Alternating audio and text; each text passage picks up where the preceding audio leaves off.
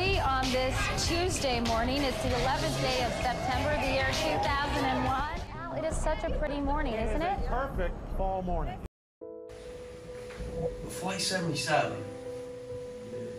has a very unique story.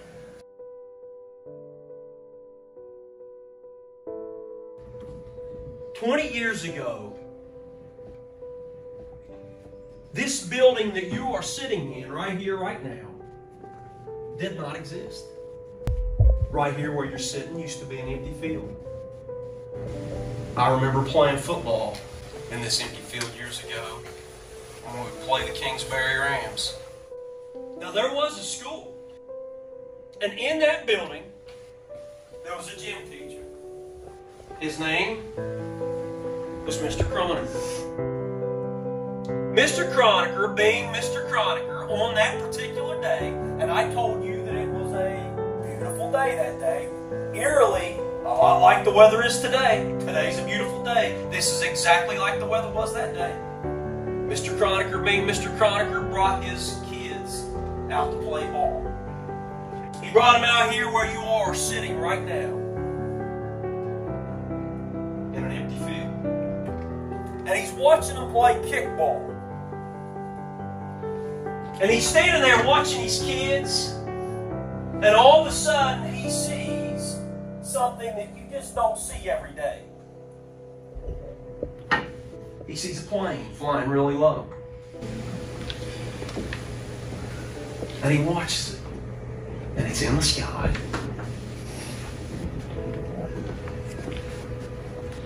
And all of a sudden it does a U-turn. And it goes right back over in the direction that it came from. This is American Airlines Flight 77. It started in Washington, D.C., out of Dulles International Airport. And it flies through Virginia, through West Virginia, and does a U-turn right over Lawrence County. And it goes right back and it hits the Pentagon in Washington, D.C. We want to just repeat those airline numbers, which is extremely upsetting news for people who had loved ones on these flights, but we want to give you that information. The 4 aircraft involved. Flight 11 hit the North Tower, 175 hit the South Tower. We know that Flight 93 did not make its destination. That's the only one that didn't make its target. What Mr. Croniker saw that day was Flight 77.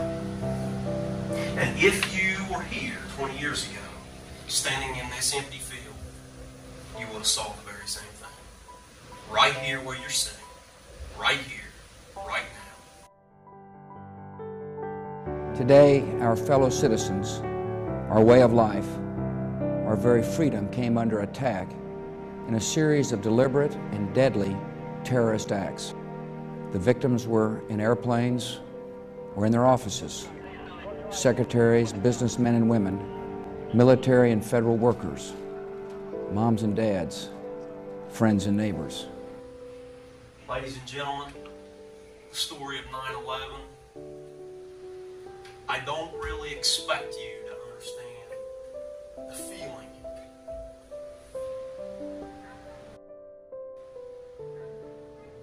You know, when I was a kid, all the old timers would always talk about Pearl Harbor and how they felt. And I can't say that I fully understood the magnitude of that event, although I knew it was bad. But I never fully understood because I wasn't born yet.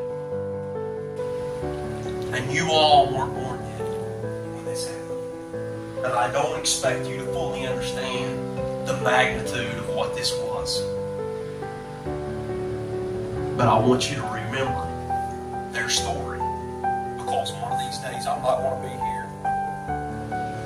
Your principals aren't going to be here. But you are. And you're going to have children. And you need to be able to tell your children. And your children's children. This story does not need to be forgotten. It needs to be remembered. The story of 9/11.